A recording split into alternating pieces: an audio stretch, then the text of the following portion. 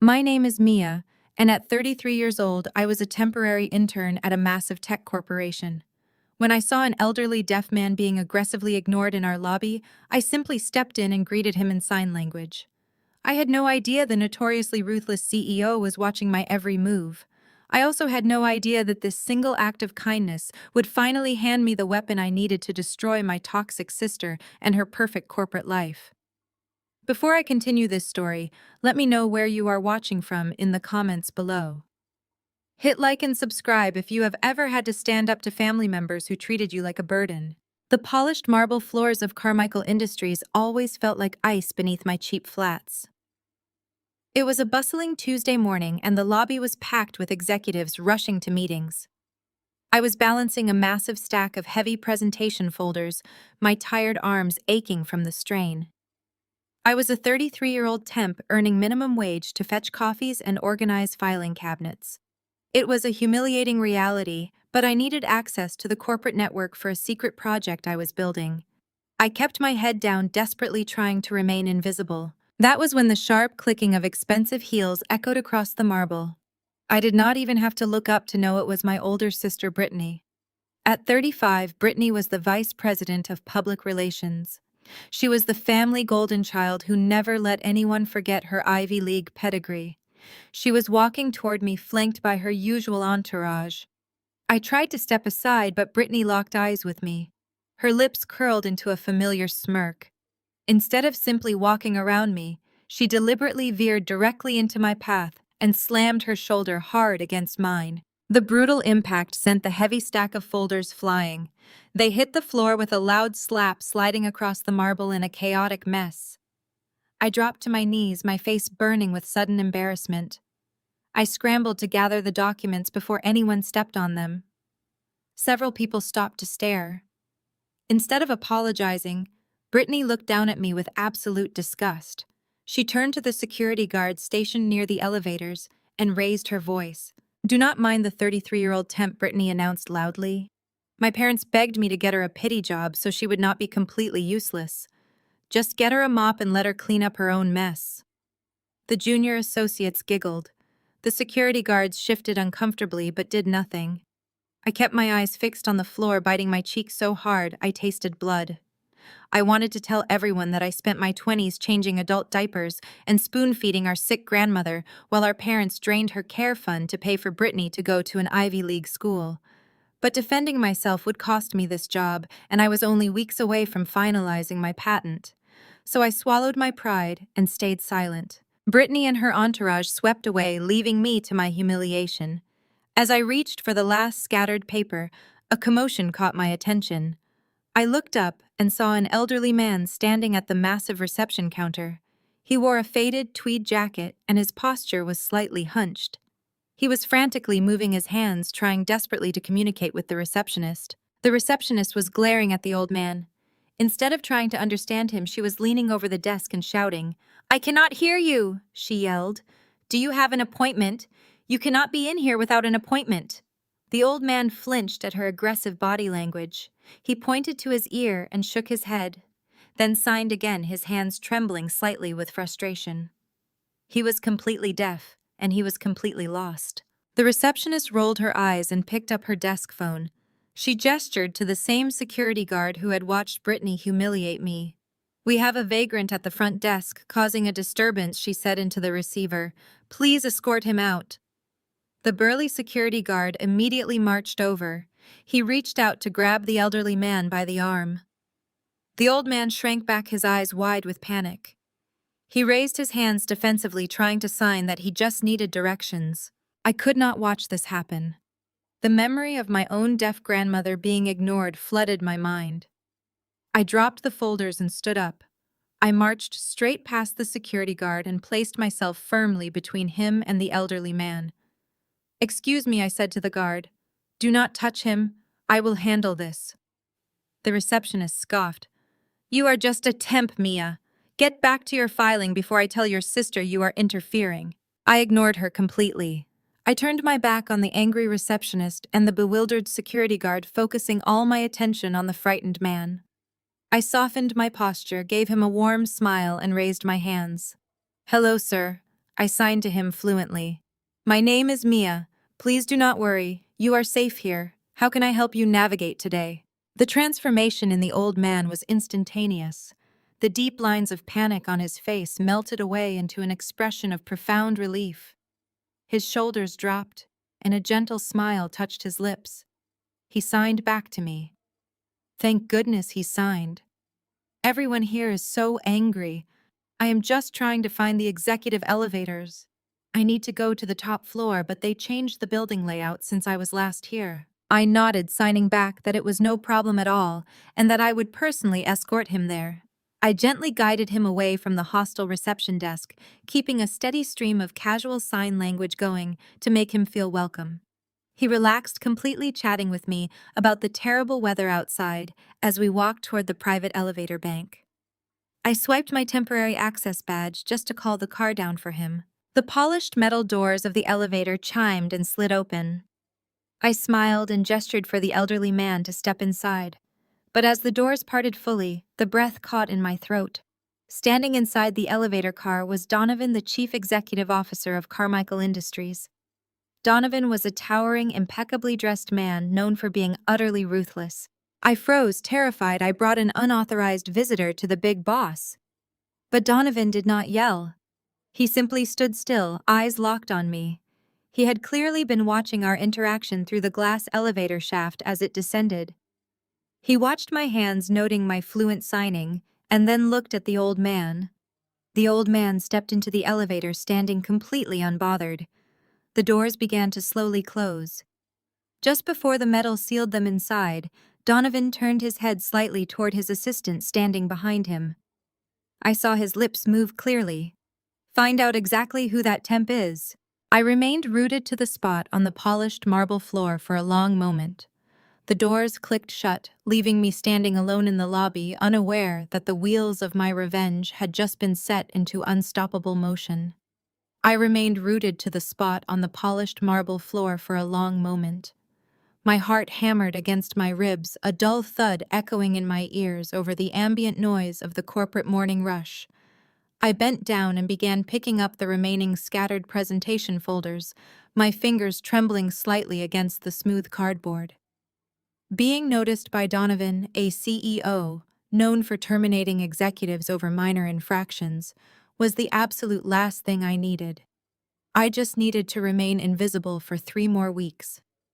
3 weeks of minimum wage data entry and coffee runs would give me enough access to the Carmichael Industries' internal network architecture to finalize the beta testing of my software. I gathered the heavy folders into a neat stack, smoothed down my cheap intern blouse, and walked toward the public relations department, hoping the incident would just blow over. It did not blow over. The public relations floor was a sprawling open concept space designed to look modern and collaborative, but it functioned more like a shark tank. My tiny desk was situated near the copy machine, a constant reminder of my place at the absolute bottom of the corporate food chain. I set the heavy folders down, massaging my aching wrists, and had barely taken my seat when the sharp, rhythmic sound of Brittany approaching cut through the hum of ringing phones and typing. I did not need to look up to know she was furious. Mia, stand up right now. Brittany snapped, her voice carrying across the entire bullpen. Several junior associates stopped typing, their heads turning toward us like spectators at a car wreck. I stood slowly, keeping my expression entirely neutral. What do you need, Brittany? She stepped directly into my personal space, invading it with the overpowering scent of her expensive perfume. You do not get to ask what I need, she said, her tone dripping with venom. You are a temporary intern. Your job is to fetch my coffee, organize my files, and stay completely out of sight. What you do not do is humiliate my department by playing savior to some random vagrant in the main lobby. He was not a vagrant, I replied, keeping my voice steady despite the adrenaline surging through my veins. He was a deaf man asking for directions. Your receptionist was screaming at him. I simply translated so he could find his way without being harassed. Brittany let out a harsh, mocking laugh that echoed off the glass walls. Oh, listen to you. Still playing the selfless martyr. She turned to the rest of the bullpen, making sure every single person on the floor could hear her. This is exactly why Mom and Dad had to beg me to get you this pity job. You have absolutely zero corporate sense. I felt a familiar knot tightening in my stomach. She was doing what she always did, using my life to elevate her own status in front of an audience. You think you are so special because you know a little sign language? Brittany continued, her voice echoing clearly over the silent office. But let us be honest about why you know it. You wasted your entire 20s wiping Grandma's chin and fetching her medication. You threw away your best years being an unpaid nursemaid while I was actually building a future. I was earning my degree at an Ivy League university, networking and making our parents proud. You were just sitting in a dark house watching someone die. Do not think you can bring that pathetic savior complex into my office. The cruelty of her words hung in the air, thick and suffocating. The entire floor was silent now, watching the vice president tear into the lowly intern.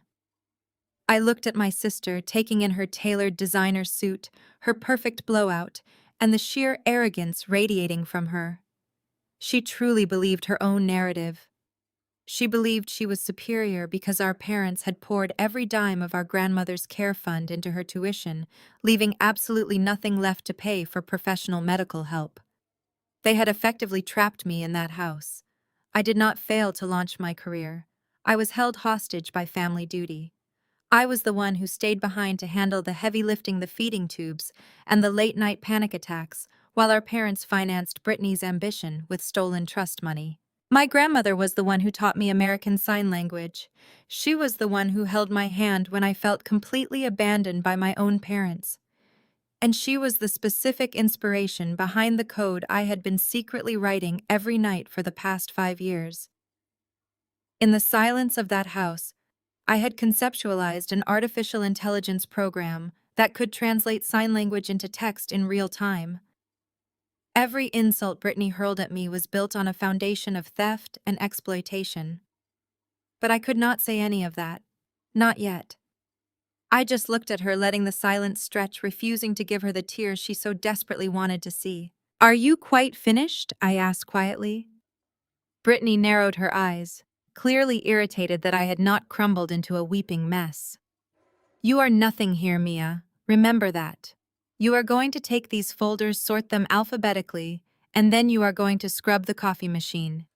If you ever embarrass me in front of security again, I will personally ensure you never find work in this city." Before I could respond, the heavy glass doors at the entrance of the Public Relations Department swung open. The sudden movement drew every eye in the room. A tall woman in a sleek gray suit walked onto the floor with a purposeful, intimidating stride. It was Donovan's executive assistant, a woman who practically served as the Grim Reaper of Carmichael Industries. When she visited a department, it usually meant someone was getting fired or a division was facing an immediate audit. The atmosphere in the bullpen shifted instantly from eager gossip to absolute panic. People quickly turned back to their monitors, pretending to be deeply engrossed in their spreadsheets. Brittany immediately dropped her vicious scowl and plastered on her brightest, most professional smile. She smoothed her pencil skirt and stepped forward to intercept the assistant, assuming the prestigious visit was for her. "Good morning, Brittany," said her voice dripping with artificial sweetness. "It is so good to see you down here on our floor. If Donovan needs the updated press packets for the quarterly review, I have them completely ready to go. I can bring them up to the executive suite myself." The assistant did not even break her stride. She walked right past Brittany without offering a single word of greeting, leaving my sister standing there with her hand half extended in the air. The assistant navigated the narrow aisles of the bullpen and stopped directly in front of my desk. "Mia," she said, her voice carrying a tone of absolute authority. "Yes," I replied, my heart suddenly pounding against my ribs again, fearing that Donovan had sent her to fire me over the lobby incident. The assistant reached into her leather portfolio and withdrew a thick, cream-colored envelope. The Carmichael Industries crest was embossed in heavy gold foil on the front. She held it out to me. Brittany, having recovered from the public slight, rushed over to my cubicle. "What is this?" she demanded, her professional facade cracking as she glared at the expensive stationery. "Why are you handing corporate correspondence to my temporary intern?" The assistant ignored Brittany completely, keeping her eyes fixed solely on me. "You are instructed to read this immediately," she said. I reached out to take the envelope, but before my fingers could brush the heavy paper, Brittany snatched it right out of the assistant's hand. "Excuse me." Brittany snapped, her face flushing with indignant rage. "All communication for temporary staff goes directly through the department head.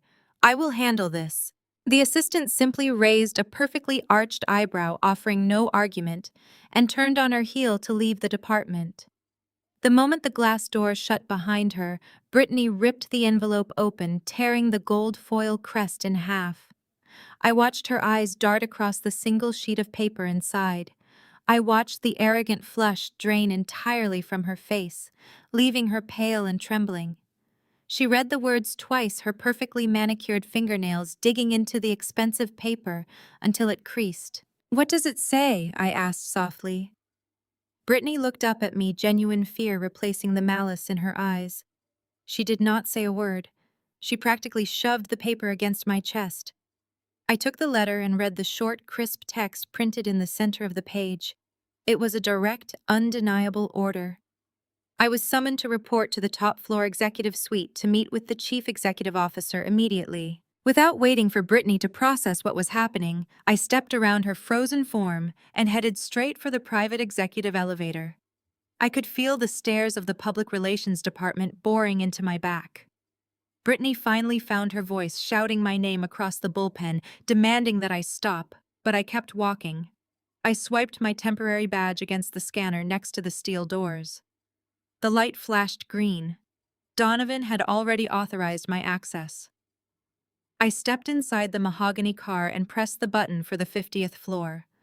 The doors slid shut, cutting off Brittany's demands.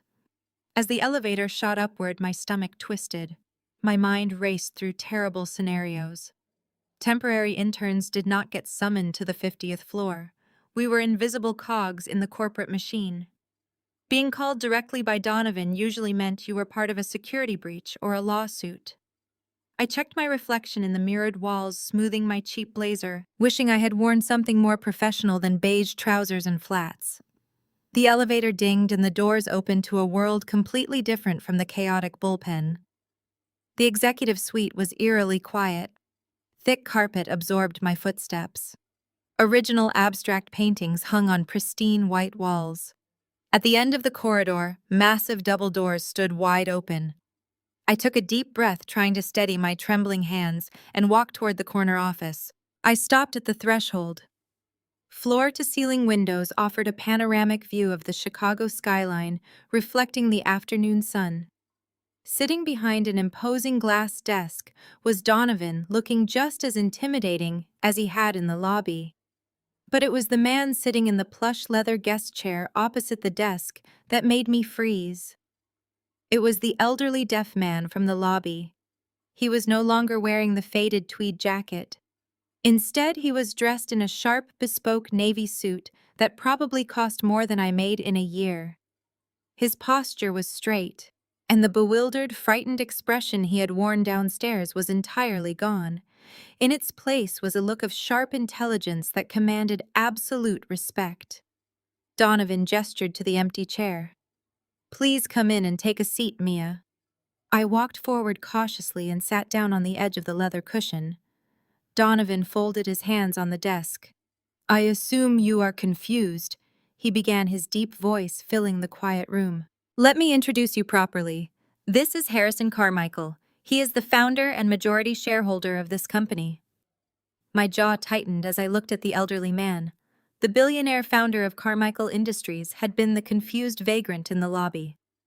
"Harrison went completely deaf 5 years ago," Donovan explained calmly. "He is deeply passionate about accessibility. Once a quarter, he comes into our buildings in disguise to test how our staff treats disabled clients.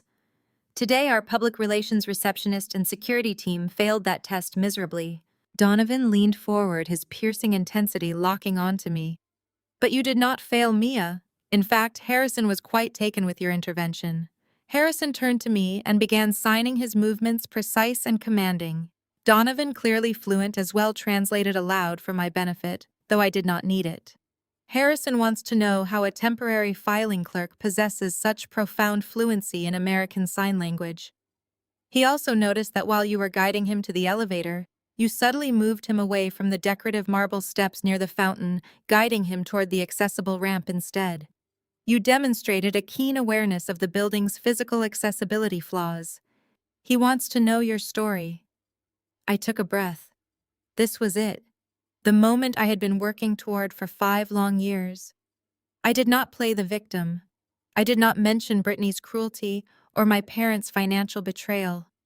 I simply looked directly at Harrison and began signing back to him, speaking aloud simultaneously so Donovan could follow the nuance. I learned to sign because my grandmother went completely deaf during my early 20s, I explained. I became her primary caregiver. During that time, I realized how incredibly isolating the world can be for the deaf community. Simple tasks like going to the bank or navigating a corporate lobby become monumental challenges when no one is willing to understand you. I watched Harrison nod slowly, his eyes reflecting a shared understanding of that profound isolation. I paused, unzipping my worn canvas tote bag. But I am not just a caregiver, and I am not actually a filing clerk. I reached into the bag and pulled out a sleek tablet. I am a software engineer. I placed the tablet gently on Donovan's glass desk and powered it on. I have spent the last 5 years writing code. In the middle of the night, I explained, keeping my hands moving in fluid sign language as I spoke. I was inspired by my grandmother's struggle to communicate with a world that refused to meet her halfway. I wanted to build a vital bridge between the hearing and the deaf worlds, something seamless, immediate, and universally accessible.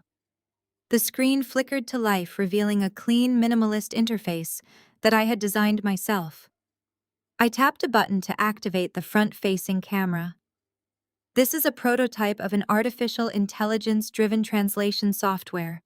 It uses advanced spatial recognition algorithms to read American Sign Language in real time and instantly translates those precise movements into text on the screen. Conversely, it listens to spoken words and translates them into an incredibly accurate, lifelike digital avatar that signs back to the user without any lag. I gestured for Harrison to try it.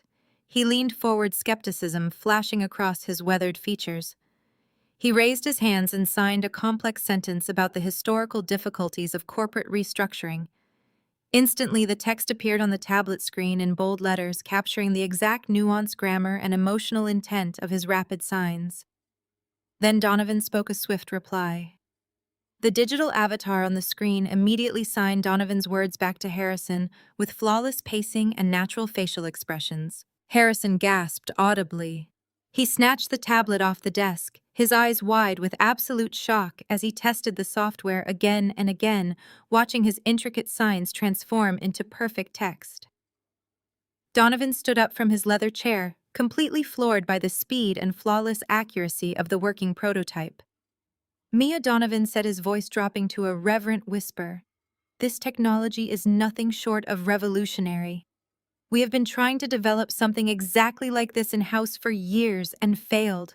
I want to schedule a formal pitch with our executive board of directors this Friday for a potential $15 million acquisition of your software. I smiled brightly, thanking them both profusely, my tired heart soaring as I finally gathered my things. But as I confidently walked out of the executive suite, I was completely unaware of the blinking red light on the security camera mounted directly above the heavy double doors. Down in the pitch-black basement server room, the director of information technology, who just so happened to be Brittany's closest office ally, sat hunched over his glowing monitors.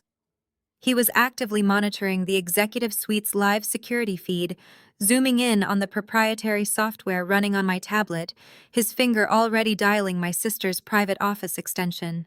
3 days later, the crisp autumn air of Thanksgiving weekend settled over Chicago. I pulled my old sedan into the sweeping driveway of my parents' house. Howard and Linda lived in a sprawling estate that looked like it belonged in a luxury magazine. I turned off the engine and sat in the quiet of my car, my hands gripping the steering wheel. I dreaded these family holidays. They were always highly orchestrated performances meant to showcase Brittany while highlighting my supposed failures. I grabbed the heavy glass casserole dish from the passenger seat. The door swung open to reveal the grand foyer smelling intensely of cinnamon and roasting turkey. My mother stood there in a tailored burgundy dress. She did not offer a hug or even a polite holiday greeting. Her eyes immediately darted from my simple sweater down to the casserole dish, her lips pressing into a thin line of disapproval. Before I could step fully inside the house, Linda raised her hand to stop me. "Eat in the kitchen today, Mia," she said. The casual cruelty of her tone was so practiced, it almost sounded like a polite request. I stood frozen on the threshold, the heavy dish suddenly feeling like an anchor pulling me down. I looked past her shoulder into the formal dining room. The long mahogany table was set with fine china and crystal wine glasses. Linda sighed, clearly annoyed by my hesitation. "Brittany brought a very important tech investor from Carmichael Industries today," she explained, keeping her voice low so the guests would not hear. "He is a major player in the venture capital world.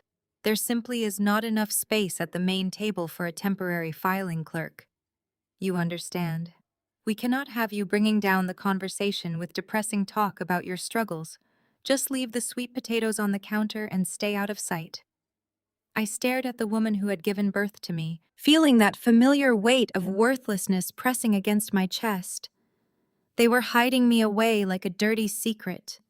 I forced myself to nod, biting the inside of my cheek to keep my emotions contained. I carried my dish through the swinging door into the kitchen, setting it down on the cold granite island.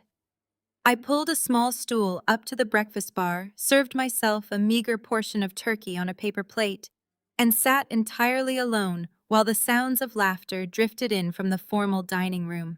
The swinging door was cracked open just an inch, allowing the dining room conversation to filter clearly into the kitchen. I ate my food in silence, trying to block out the sound of Howard and Linda loudly praising Brittany and her corporate acumen. But then a new voice cut through the fawning compliments. It was a deep, arrogant male voice, speaking with the lazy drawl of someone who was used to people agreeing with whatever he said. This was the tech investor. "I honestly do not know how Carmichael Industries expects to hit their quarterly profit margins with all these new accessibility initiatives," the investor said, the clatter of silverware pausing as he held court. "The new compliance laws for disabled Americans are incredibly annoying and entirely unprofitable. We are dumping millions of dollars into retrofitting software and building interfaces for a tiny fraction of the population. Disabled users just do not drive revenue. It is a massive waste of resources that could be spent on actual innovation." I stopped chewing. My fork hovered over my paper plate. I thought about Harrison Carmichael, the deaf billionaire founder of the company, standing lost and humiliated in his own lobby because of attitudes exactly like this. I thought about my grandmother, isolated in her final years because the world refused to accommodate her. The anger that had been simmering inside me for years suddenly flared into a bright, focused heat. I did not care about the consequences. I pushed my stool back, the legs scraping loudly against the tile floor. I walked to the swinging door, pushed it open, and stepped directly into the formal dining room. The conversation died instantly. 4 pairs of eyes snapped toward me in sheer horror. Linda gasped, her hand flying to her pearls. Howard half stood from his chair, his face darkening with rage at my intrusion. Brittany glared at me, her eyes widening in a silent command to get out. I ignored my family completely and focused my gaze entirely on the investor sitting to Brittany and her right side. He was a man in his late 40s, wearing a sleek designer suit, looking at me with mild amusement. "I am sorry to interrupt," I said, my voice remarkably steady and clear in the dead silent room. "But your assessment of accessibility compliance is fundamentally flawed and financially short-sighted." Howard slammed his fist on the table. "Mia, go back to the kitchen right now," he demanded. "Apologize to our guest." I did not break eye contact with the investor. The disabled community is not a tiny fraction of the population. I continued, my tone even and authoritative. There are over 1 billion people worldwide living with a disability. In the United States alone, the disposable income for working-age adults with disabilities is roughly $500 billion. When you factor in their extended families, friends, and advocates who base their brand loyalty on inclusive practices, that purchasing power jumps to over $8 trillion globally. You are looking at accessibility as a charitable sunk cost instead of an untapped, highly lucrative emerging market. Companies that integrate universal design into their digital architecture from the ground up consistently report higher overall user retention, reduced legal liabilities, and a massive competitive advantage over firms that treat compliance as an annoying afterthought. To ignore an $8 trillion market is not just poor social policy, it is incredibly bad business. The dining room was so quiet I could hear the grandfather clock ticking in the hallway. Howard and Linda were completely paralyzed, unable to comprehend the words coming out of my mouth. Brittany was gripping the stem of her wine glass so tightly, her knuckles were white, her jaw practically on the floor. The tech investor sat back in his chair, the arrogant amusement wiped completely from his face. He stared at me, his eyes sharp and calculating, processing the hard data I had just dropped on his plate. He slowly set his napkin down on the table. "That is a rather brilliant way to frame the market metrics," he said, his voice carrying genuine respect. "I have never heard anyone quantify the peripheral brand loyalty impact quite like that." "Who exactly are you?" Brittany scrambled to intervene, her voice shrill with panic. "This is just my younger sister, Mia. She is a temporary intern filing paperwork at the firm. She does not know what she is talking about. Please forgive her outburst." The investor ignored Brittany entirely. He reached into the inner pocket of his suit jacket, pulled out a thick, embossed business card, and extended it across the table toward me. "I am looking for visionary thinkers who understand emerging demographics," he said directly to me. "I would very much like to hear more of your thoughts on universal design metrics. Please call my private office next week." I stepped forward, taking the card from his hand. "I will certainly do that," I replied politely. "Enjoy your dinner." I turned and walked out of the dining room, leaving a suffocating heavy silence in my wake. I headed straight for the front door, grabbing my coat from the rack. I had no intention of staying a minute longer. Before my hand could even touch the brass doorknob, long fingernails dug violently into my upper arm. I was roughly spun around and shoved hard against the hallway wall. Brittany stood there, her face contorted into a mask of pure, unadulterated fury. The veins in her neck were standing out, and her breath came in ragged, angry gasps. "You think you are so clever," Brittany hissed, her voice a toxic, venomous whisper so the dining room would not hear. "You think you can waltz in here, embarrass me in front of a key investor, and play the brilliant tech innovator?" "Let go of my arm, Brittany," I said calmly, looking down at her clawing fingers. She did not let go. Her grip tightened painfully. "The information technology director called me right after you left the executive suite on Tuesday." She snarled, a vicious, triumphant gleam lighting up her eyes. "He monitors the live security feeds. He told me exactly what you showed the chief executive officer and the founder. He saw the translation interface on your tablet." My heart plummeted into my stomach. The secret I had guarded for 5 years was out. "I know you built an artificial intelligence accessibility program," Brittany continued, leaning in so close I could smell the wine on her breath. "And I know the top executives want to acquire it, but you are a nobody. You are a temporary intern who spent her 20s wiping drool. You are going to hand the source code for that software over to me, or I swear to you, Mia, I will completely destroy you." I looked down at Brittany's manicured fingers digging into my arm. The desperation radiating from her was almost pathetic. She was a vice president of public relations wrapped in designer silk. Yet she was resorting to physical intimidation in our parents' hallway over a piece of technology she barely comprehended. I did not flinch. I did not raise my voice. I simply grabbed her wrist and peeled her fingers off my arm, one by one, dropping her hand back to her side with deliberate disgust. "You cannot destroy what you do not understand, Brittany," I said, keeping my tone perfectly flat. "You have spent your entire life taking credit for other people's work, but this is not a press release you can just slap your name on. This is complex source code. It requires actual intellect." Her face flushed an ugly mottled red. "You owe me," she hissed, stepping forward again. "This family housed you. We fed you. You are a temporary nobody." "I was an unpaid nurse," I corrected her. "And my debt to this family was paid in full the day grandmother died. Do not ever touch me again." I turned my back on her, pushed open the heavy mahogany front door, and walked out into the freezing November night. I did not look back as the door slammed shut behind me. The drive back to my cramped studio apartment was silent. I did not turn on the radio. My mind was already racing ahead to Friday. The Thanksgiving ambush had confirmed everything I suspected. Brittany was feeling the pressure. She knew my software was a game changer, and she knew her closest ally in the information technology department had compromised my privacy. I spent the rest of the holiday weekend refining my pitch deck, actively ignoring the barrage of angry text messages from my mother demanding I apologize to my sister. Monday morning arrived with the bitter chill of early winter in Chicago. I walked through the towering glass doors of Carmichael Industries just before 7 o'clock. The massive lobby was already buzzing with morning activity. I badged in through the security turnstiles, my temporary ID badge clipping against my cheap coat. Despite the anxiety simmering in my chest, a profound sense of determination grounded me. In just 4 days, I would be standing in the executive boardroom, pitching directly to Donovan and Harrison Carmichael. I would no longer be the invisible temp fetching coffee. I would be the lead developer of a $15 million acquisition. Before heading up to the public relations bullpen, I needed to gather my materials.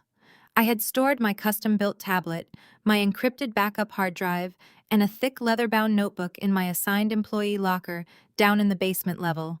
The notebook was arguably the most crucial item. It contained my handwritten cryptographic keys system, architecture diagrams, and the provisional patent numbers I had filed weeks ago to protect my intellectual property. I hit the down button on the service elevator, listening to the hum of the machinery as the car descended into the windowless lower levels of the building. The temporary staff locker room was a sterile, brightly lit corridor smelling faintly of industrial floor cleaner and stale coffee.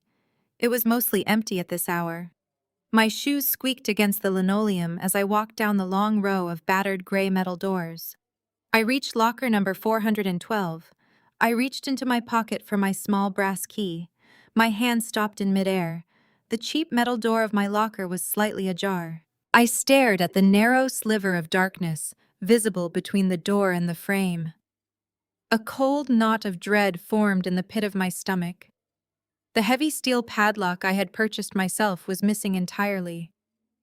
I stepped closer and inspected the mechanism.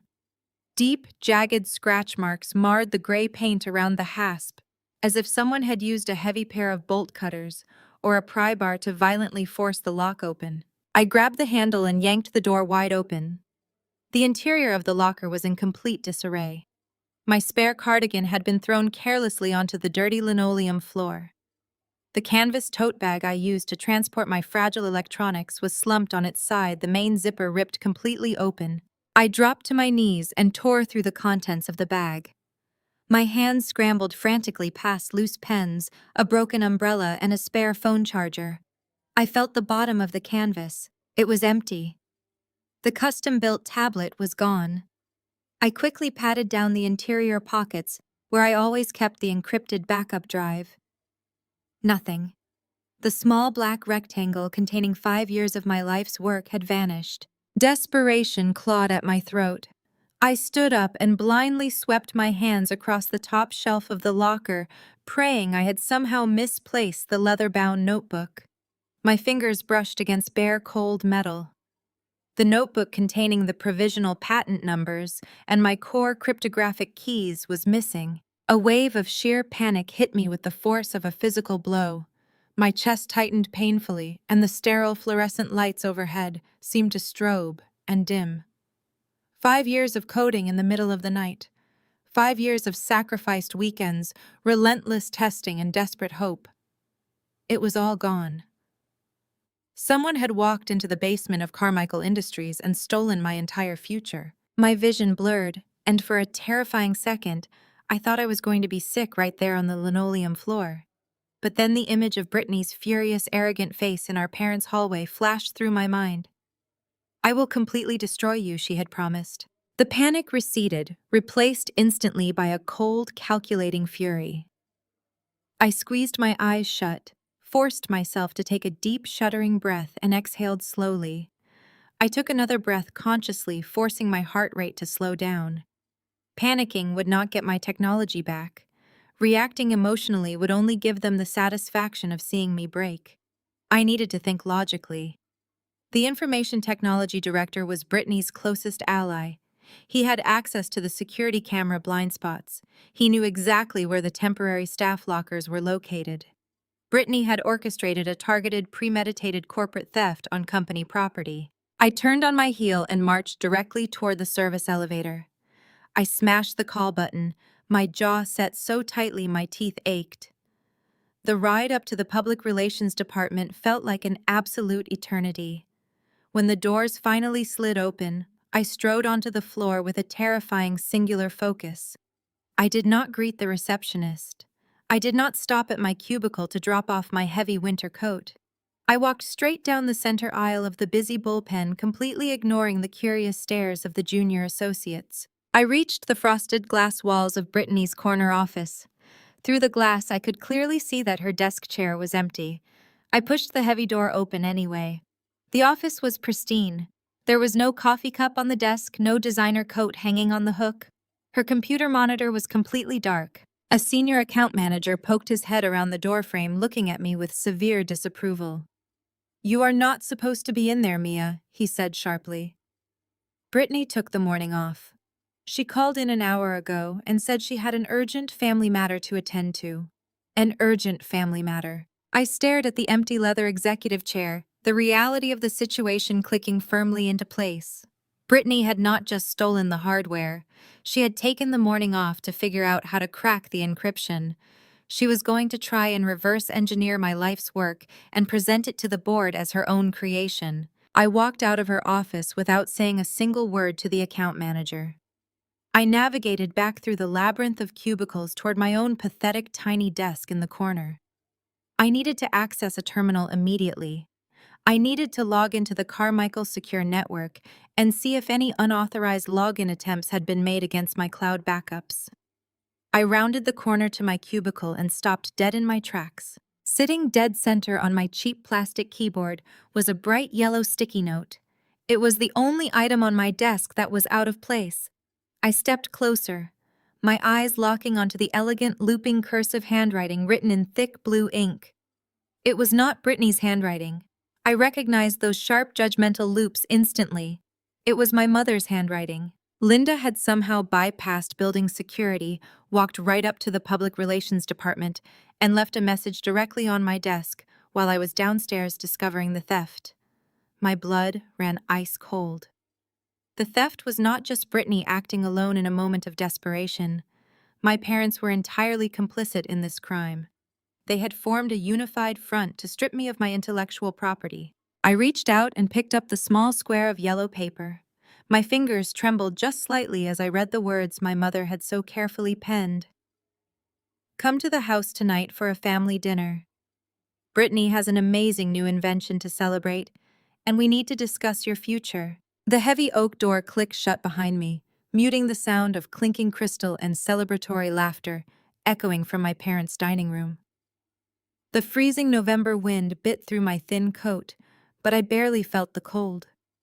I walked down the sweeping aggregate driveway, my boots crunching softly against the pristine surface, until I reached my rusted sedan parked near the street. I climbed into the driver's seat, the worn fabric offering a strange comfort after the suffocating luxury of the house I had just escaped. I did not turn the key in the ignition. Instead, I sat in the dark, the ambient glow of the street lamps casting long shadows across the dashboard. My heart beat with a slow, heavy rhythm. They truly believed they had won. They believed that a piece of paper and a forged signature could erase 5 years of my blood, sweat, and absolute dedication. I reached into my canvas tote bag on the passenger seat and pulled out my battered laptop. I flipped it open, the sudden bright light illuminating the cramped interior of the car. What Brittany, Howard, and Linda fundamentally failed to understand was that a software engineer who spent her life adapting to the needs of a vulnerable person learns to anticipate worst-case scenarios. They saw a quiet, compliant daughter they could easily bully. They did not see the architect of a system designed to protect itself. Weeks ago, long before I ever stepped foot into the Carmichael Industries executive suite, I had legally secured my intellectual property. I filed the provisional patent and all corresponding copyrights. But I did not file them under Mia or any name associated with my parents. I filed every single piece of documentation under my late grandmother's maiden name, establishing a blind trust that made the software entirely untraceable to my immediate family. Their extortion attempt tonight was not just cruel, it was legally worthless. I connected the laptop to my mobile hotspot, my fingers flying across the keys with practiced muscle memory. I opened a secure encrypted terminal window. The black screen filled with lines of green code, a language I spoke far better than the toxic rhetoric of my family. I had never intended to weaponize my software, but after finding my locker pried open and my prototype stolen, I had taken immediate precautions. I built a hidden backdoor deep within the server architecture, entirely invisible to anyone who did not know the exact string of commands to summon it. I typed in my credentials bypassing the standard login protocols and gained absolute root access to the device sitting on my parents' coffee table. Brittany assumed that having physical possession of the tablet and the backup drive meant she controlled the software. She was disastrously wrong. I initiated the security protocol I had hard-coded into the system the night I realized my prototype was vulnerable. It was a biometric geofence, a digital perimeter that tracked the physical location of the tablet. Right now, the location pinged steadily from my parents' suburban address. I pulled up the geographic coordinates for the Carmichael Industries downtown skyscraper. I set the geofence parameters to trigger the moment the tablet crossed the threshold of the 50th floor executive boardroom. Next, I accessed the display output configuration. Brittany would undoubtedly try to connect the tablet to the massive presentation monitors in the boardroom to showcase the real-time translation capabilities. I rerouted the core display outputs. When she plugged the device in, it would not mirror the application interface. It would trigger a completely different script. Finally, I initiated the ultimate lockdown. I executed a command that wrapped the entire source code in an encrypted firewall. It was a military-grade encryption standard impossible to brute force without wiping the hard drive completely clean. I linked the decryption key directly to the biometric scanner on the tablet, mapping it exclusively to the unique ridges of my right index fingerprint. Without my physical presence, the software was nothing more than a useless locked brick of glass and metal. I stared at the blinking cursor, my finger hovering over the return key. A small part of me, the part that had spent a lifetime seeking their approval, hesitated. Activating this trap meant burning the bridge to my family permanently. There would be no going back after this. I looked up at the massive glowing windows of their estate. I thought about the $10,000 finder's fee they had offered as a pathetic consolation prize for stealing my future. I thought about Brittany's arrogant smirk. The hesitation vanished, replaced by an unbreakable resolve. I pressed the return key. The terminal flashed a bright green confirmation message. The trap was armed. I closed the laptop, the screen going black, and finally turned the key in the ignition. The engine sputtered to life, and I drove away into the night, leaving them to their hollow celebration. The next few days passed in a blur of quiet anticipation. I continued my work in the public relations bullpen, filing documents, answering phones, and fetching coffee, just as I had for weeks. Brittany strutted around the office with an air of untouchable superiority. She ignored me completely, treating me exactly like the invisible temporary worker she believed me to be. She spent hours behind the frosted glass of her corner office, presumably rehearsing her stolen pitch, refining the lies she would tell the executive board. She wore her ambition like a weapon, completely oblivious to the digital time bomb ticking away inside her stolen briefcase. Friday morning arrived with a crisp, clear sky over the city. The atmosphere at Carmichael Industries was electric. The impending $15 million acquisition pitch had suddenly become the absolute primary subject of relentless corporate gossip. Everyone in the building knew that something massive was happening on the top floor. I arrived at my desk early, sipping a tepid cup of break room coffee, quietly watching the wall clock slowly tick closer to 10 in the morning. The public relations bullpen was relatively quiet, most of the senior staff having eagerly gathered near the elevators to catch a fleeting glimpse of the powerful executives arriving for the highly anticipated meeting today. Far above my tiny cubicle on the prestigious 50th floor, the executive boardroom was a picture of corporate power. The room was expansive, dominated by a massive oval table crafted from polished walnut. Floor-to-ceiling windows offered a commanding view of Lake Michigan. Elite investors in bespoke suits took their seats around the table, murmuring in low, expectant voices. Donovan sat near the head of the table, his posture rigid, his piercing gaze fixed on the front of the room.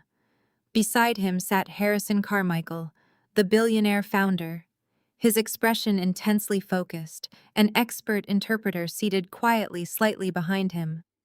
The heavy mahogany double doors swung open, and Brittany stepped into the room.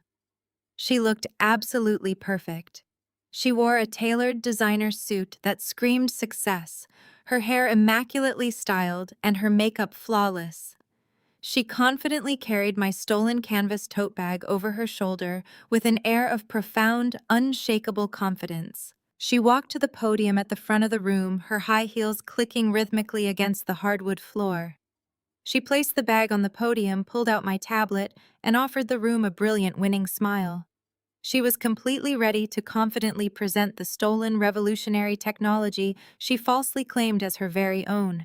"Good morning, gentlemen." Brittany began, her voice a meticulously practiced blend of warmth and corporate authority. "Thank you for gathering today to witness what I believe will be the defining acquisition of Carmichael Industries this quarter." She placed her hands flat on the edges of the podium, a power pose she had undoubtedly rehearsed in front of her mirror for hours. "I am thrilled to introduce a project that has been my absolute passion for the past 5 years." She paused, letting her gaze sweep across the faces of the assembled audience. The elite investors represented the most powerful venture capital firms in the Midwest. Brittany knew the stakes were astronomical, making sure to linger respectfully on Donovan and Harrison Carmichael. She opened the thick notebook she had stolen from my locker. I watched her closely through the glass wall of the antechamber. She read from the handwritten pages almost verbatim. "As many of you know, my background is in public relations." She continued, her tone softening to convey a manufactured sense of empathy. "But my true calling has always been accessibility. I realized there was a massive gap in how our digital infrastructure serves the deaf community. I saw the isolation they experience, the barriers to basic communication in professional environments, and I knew I had to do something. I spent countless nights teaching myself complex system architecture to build a predictive translation algorithm that bridges that gap seamlessly." The investors nodded approvingly at the emotional narrative.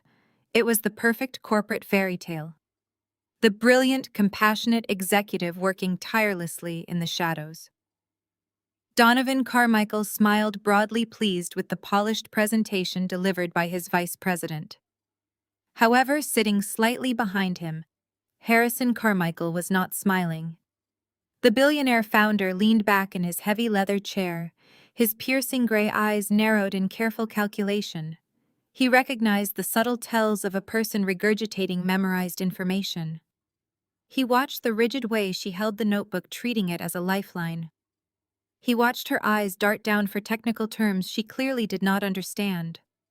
She flawlessly delivered the what and the why, but Harrison was waiting for the how, and her inability to speak conversationally about the code was glaringly obvious. "The theoretical framework of this software is built on an adaptive neural network." Brittany read, stumbling slightly over the pronunciation of the terminology. "It utilizes a proprietary cryptographic key system to ensure that all personal communication remains secure within the cloud infrastructure." She looked up, flashing that brilliant practice smile once again. "But theoretical frameworks are only half the story. The true magic of this application lies in its flawless execution. I would like to show you the actual software in action." Brittany reached into the canvas tote bag and retrieved my custom prototype tablet. She handled it clumsily, her manicured fingers struggling to find the proper connection ports on the sleek device. The investors shifted in their seats, leaning forward with palpable anticipation. A live demonstration of a proprietary algorithm was a high-stakes gamble, and the tension naturally elevated. She located the primary display cable resting on the podium and jammed it into the side of the tablet. She tapped the screen, navigating to the application icon I had carefully designed years ago. As you can see on the monitors behind me, the interface is designed to be intuitive and completely user-friendly, Brittany announced, turning to gesture toward the massive display screens spanning the back wall of the boardroom. She took a deep breath, puffed out her chest, and pressed the launch icon on the tablet. The room waited in absolute silence. For one agonizing second, the massive screens remained entirely black. Brittany tapped the tablet screen again, a flicker of genuine irritation crossing her powdered face. "Come on," she muttered quietly under her breath. Then the screens illuminated, but they did not display the soft blue and white interface of my translation application. The massive monitors simultaneously flashed a harsh, glaring, violent shade of red. The sudden burst of crimson light bathed the entire boardroom in an ominous, pulsing glow, washing over the expensive suits and polished mahogany table. The investors flinched, some physically pulling back from the table in surprise. A deafening mechanical alarm klaxon blared through the sophisticated surround sound speakers integrated into the ceiling, echoing off the walls with tremendous volume. "Unauthorized user detected, IP theft protocol initiated, camera footage sent to legal department." Complete chaos erupted within the executive boardroom. Several investors bolted out of their chairs, shouting over the blaring alarm. Donovan Carmichael slammed his hands onto the table, his face draining of color as he stared at the severe accusation projected on the wall. Harrison Carmichael did not move a single muscle. He remained perfectly still, his sharp eyes darting from the blazing red screens directly to the woman standing at the podium. Brittany froze, her mouth hanging open in a silent scream of terror.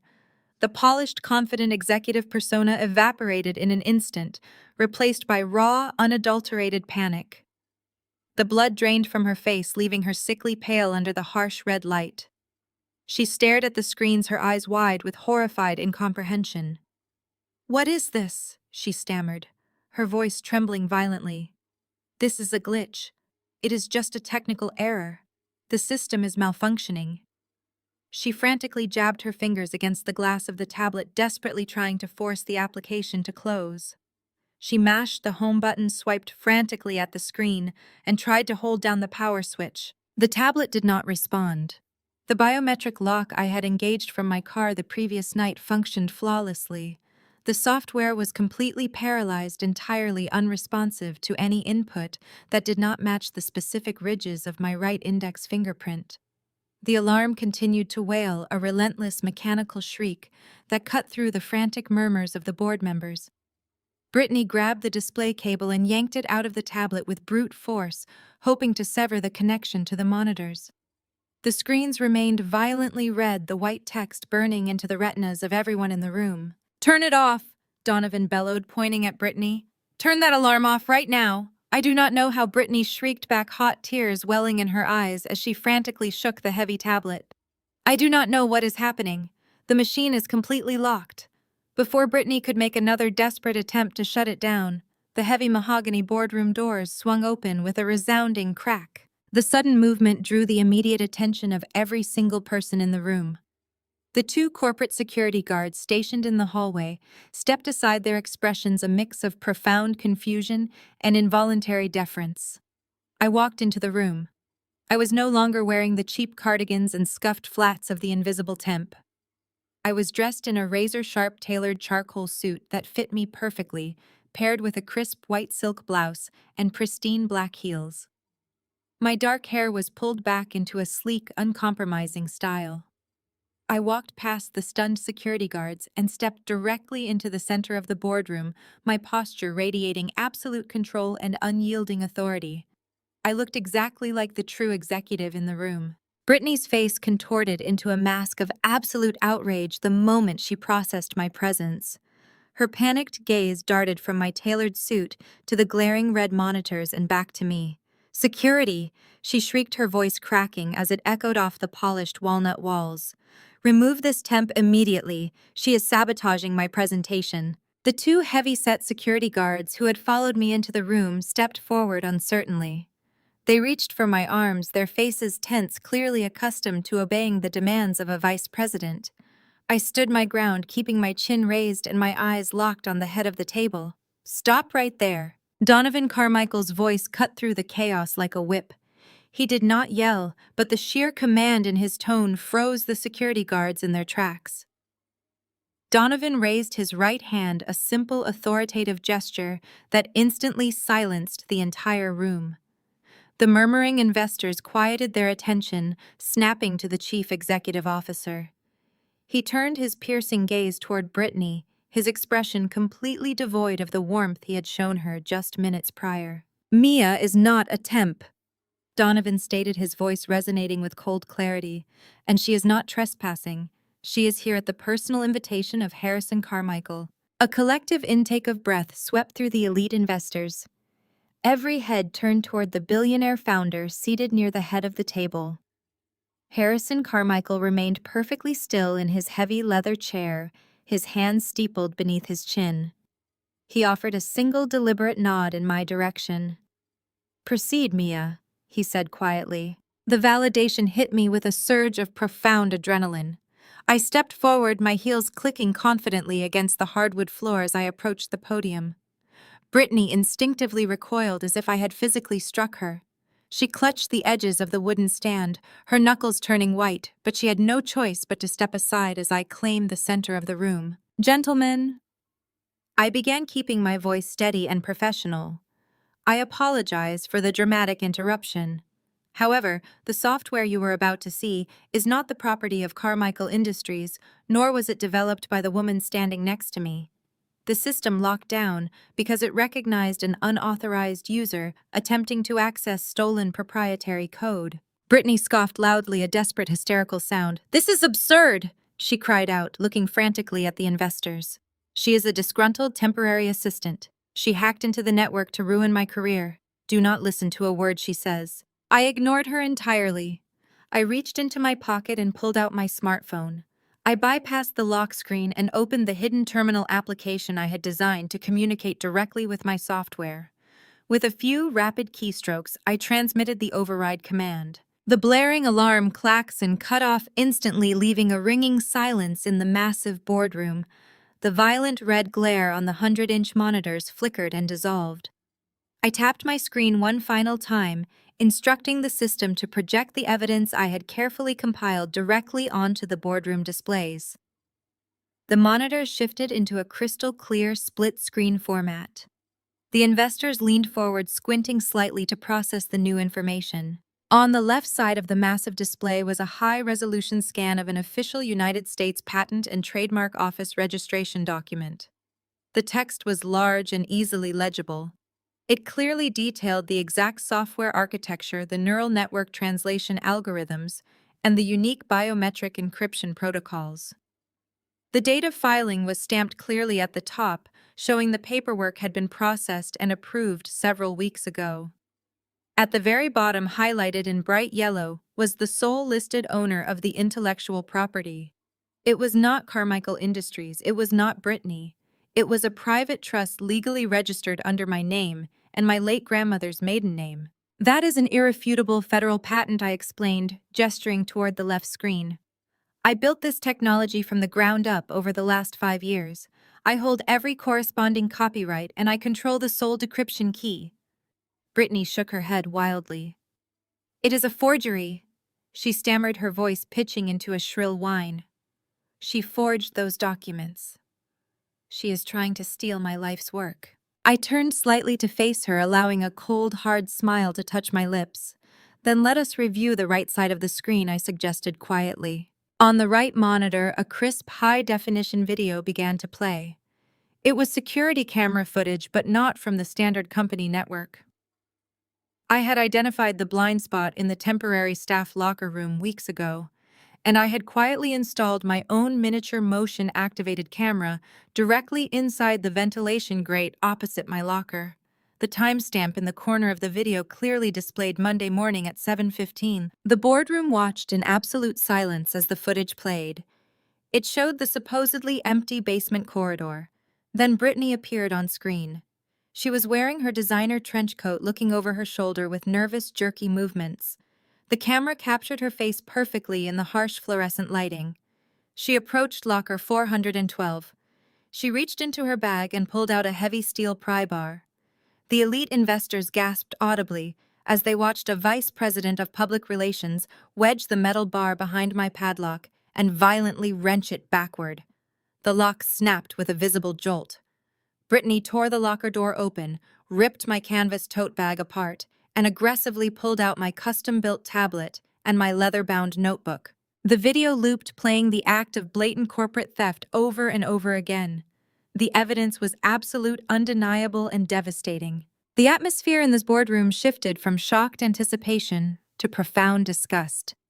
The venture capitalists muttered among themselves, casting appalled glances at Brittany. Donovan Carmichael rubbed his temples, his face a mask of furious disappointment. Harrison Carmichael simply watched the screens, his expression unreadable, calculating the legal and public relations fallout of the disaster unfolding before him. Brittany was hyperventilating.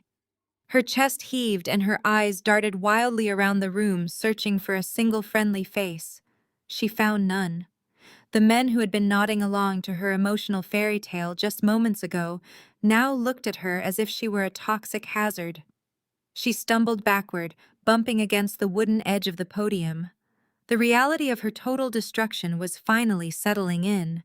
She was facing immediate termination, severe criminal charges for grand larceny, and the absolute ruin of her professional reputation. She ducked her head, trying to hide behind the bulk of the podium.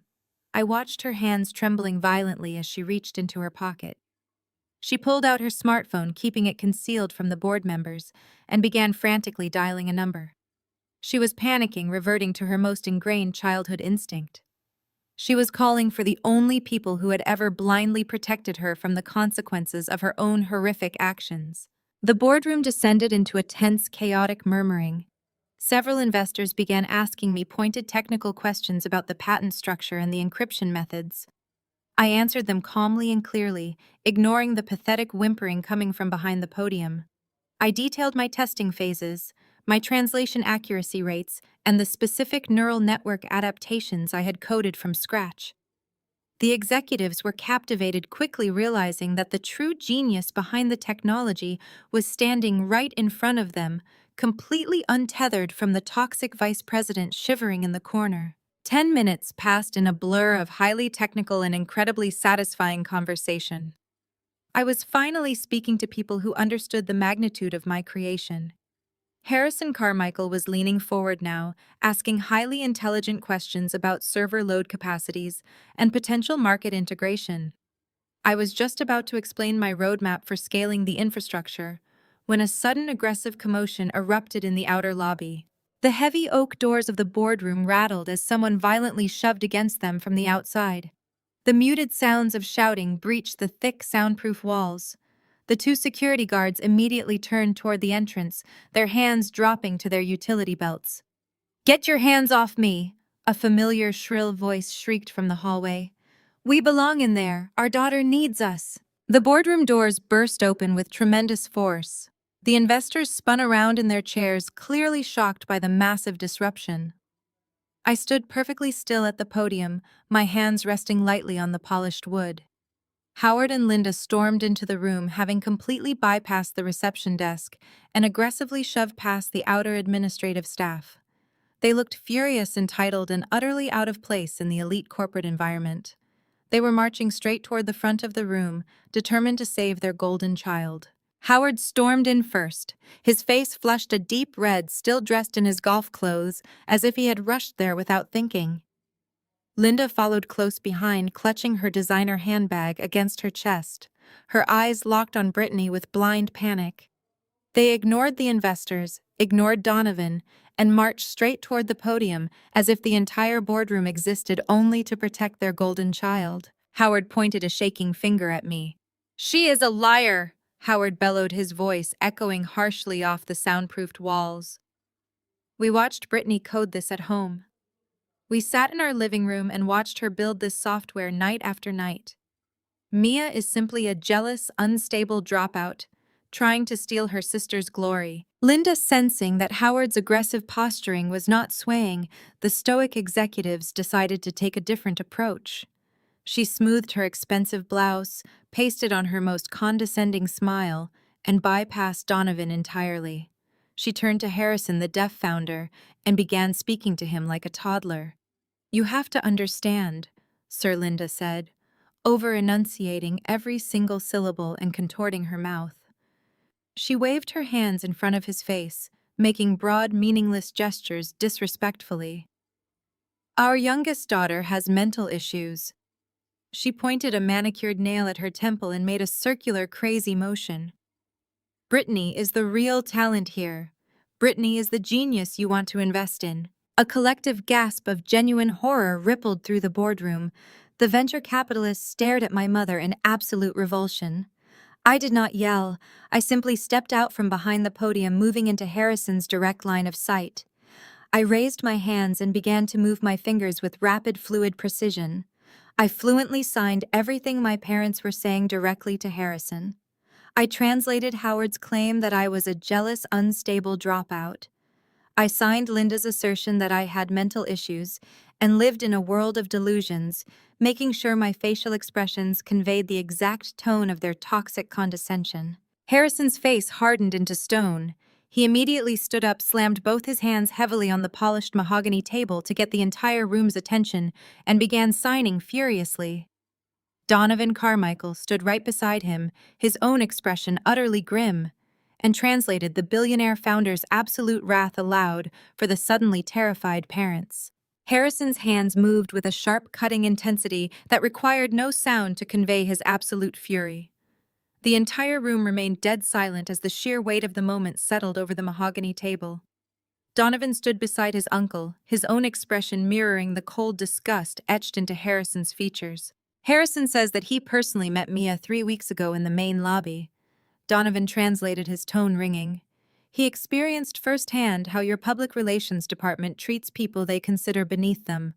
Your daughter and her staff treated him like absolute garbage because he wore a maintenance uniform and required a moment of patience." Howard and Linda stared back in horror.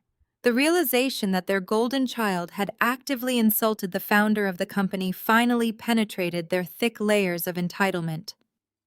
Brittany shrank against the wooden podium, her manicured hands covering her mouth as she let out a sob. "Harrison is deeply offended," Donovan continued. "Anyone who thinks they can steal from a dedicated disability advocate is a disgrace to the corporate world. Anyone who dares to insult a deaf man in his own boardroom, mocking his community and his language, is devoid of decency.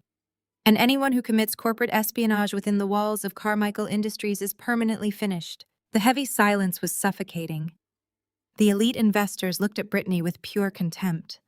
The fairy tale she had spun about compassion and innovation had shattered, exposing the reality underneath. Linda opened her mouth, trying to formulate another excuse, but the sheer gravity of the room forced her to swallow her words. She looked helplessly at Howard, whose face was cycling through shades of crimson. Donovan stepped forward, shifting his attention directly to Brittany. The time for translation was over. He was now speaking as the chief executive officer of the corporation she had just attempted to defraud. "Brittany, your employment at Carmichael Industries is terminated immediately," Donovan stated. "You are hereby stripped of your title as Vice President of Public Relations. You forfeit all unvested stock options, all pending bonuses, and every cent of your severance package. You are no longer affiliated with this company in any way." Brittany fell to her knees behind the podium. "Please," she begged, her voice cracking into a shrill whine. "Please, Donovan, you cannot do this to me. I gave 5 years to this company. I built the public image of this entire brand. You cannot just throw me away over a simple misunderstanding. It was a mistake. I can fix this." Donovan looked down at her with an expression of profound disgust. "You broke into another employee's locker, stole a proprietary piece of hardware, and attempted to present a stolen neural network algorithm as your own creation to a room full of elite venture capitalists. That is not a misunderstanding, Brittany. That is a calculated crime." I stood quietly to the side, watching with calm detachment. My entire life I had watched Brittany escape the consequences of her actions. I had watched Howard and Linda shield her from every failure, rewrite history to suit her narrative, and punish me for her shortcomings. Now standing in the harsh light of the executive boardroom, there was no one left to cover her tracks. The truth was projected on a massive monitor for the most powerful men in the city to see. Howard took a threatening step toward Donovan. "You cannot treat my daughter this way," he bellowed, his fists clenched tight. "She is a highly respected executive. She made a minor error in judgment and you are trying to ruin her life. We will sue this company for termination. We will drag your name through the mud." Donovan did not flinch. He adjusted his suit jacket and fixed Howard with a stare that was incredibly cold. "You are welcome to try," he replied evenly. "However, termination is the least of your concerns." He turned his attention back to the weeping woman on the floor. "Brittany, the Carmichael Industries legal team has already been fully briefed on this situation. We are pressing severe criminal charges against you for intellectual property theft, corporate espionage, and grand larceny, all committed on company grounds." Brittany let out a gut-wrenching cry. She crawled forward on her hands and knees, reaching to grasp the hem of Donovan's trousers. "No, please," she sobbed, mascara running down her cheeks in black streaks. "Please do not call the police. I will leave. I will never come back. Just let me walk away. I am begging you." "This is not a negotiation," Donovan said, stepping back to break her desperate grip. He looked toward the two heavy-set security guards standing near the entrance. "Gentlemen, detain her. She is not to leave this room until the authorities arrive to take her into formal custody." The guards, given clear authorization, moved immediately. They stepped around the frantic parents and approached the podium. One guard firmly grasped Brittany by her left arm, pulling her up from the floor. The other guard secured her right arm, expertly pinning it behind her back. Brittany thrashed wildly, kicking her heels against the polished wood and screaming for her parents. "Mom, do something!" She shrieked, her voice echoing painfully in the confined space. "Dad, please do not let them take me. Tell them to stop." Linda lunged forward, her hands extended toward the security guards. "Let her go," she screamed, tears of panic welling in her eyes. "You are hurting her. She is just a public relations manager. She does not belong in jail." One of the venture capitalists, a tall, imposing man sitting near the front, finally had enough. He stood up, blocking Linda's path to the guards. "Step back, madam," he said, his tone thick with authority. "Your daughter has just attempted to defraud every single investment firm in this room. You should be grateful we are letting the company handle this internally before we file our own federal charges." Linda froze, the threat of federal litigation finally breaking through her maternal delusion. She shrank back, her hands covering her mouth as she watched her perfect golden child being physically restrained. The security guard holding Brittany's right arm reached to his utility belt. He smoothly unclipped a pair of heavy stainless steel handcuffs. He brought her left wrist around to meet her right, the metal ring sliding over her delicate skin. The sharp mechanical click of the handcuffs ratcheting closed echoed through the silent boardroom with absolute finality. That sound seemed to snap something deep inside my father's mind. The sight of his favorite daughter, the child he had praised and protected at my expense, for my entire life standing in restraints in front of a room full of billionaires, was simply too much for his fragile ego to process. He could not attack Donovan, and he could not fight the security guards. His gaze slowly turned away from Brittany and locked directly onto me. His face twisted into a mask of pure, unadulterated hatred. The veins in his neck bulged, and his skin turned a dangerous shade of purple. He marched toward me, stopping only when the second security guard stepped firmly into his path, placing a massive hand against his chest to keep him away from me. "You think you've won?" He spat at me, his voice vibrating with venomous rage. "We fed you. We housed you. I'll sue you for every penny that app makes, claiming you used family resources to build it." I did not flinch. The spittle from his furious outburst landed on the polished mahogany between us, but I remained rooted in place, letting his desperate threat echo into the cavernous space of the boardroom. The venture capitalists watched the patriarch of this toxic family spiral into a complete meltdown. I looked at the thick purple veins throbbing in his neck, The wild, cornered look in his bloodshot eyes, and the way his hands shook with the violent desire to physically intimidate me.